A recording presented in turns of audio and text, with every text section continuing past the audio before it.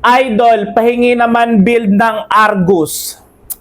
Sakto, main hero ko si Argus, kaya ituturo ko sa inyo yung mga bagay na hindi tinuturo ng iba. Okay, ganito yung tamang build kay Argus.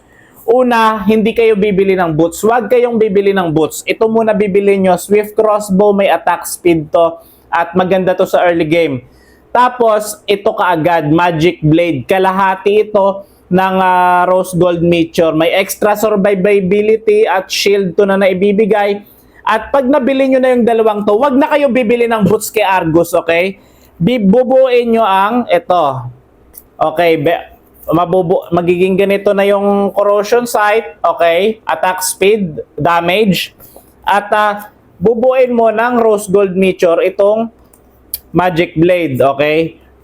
Kapag nabuo mo na yung dalawang 2 items na to, ang next mong bibilin ay ito.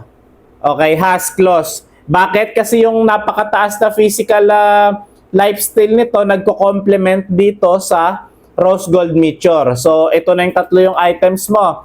Tapos, bibili ka ng anti-heal. Okay, ito, si Halberd.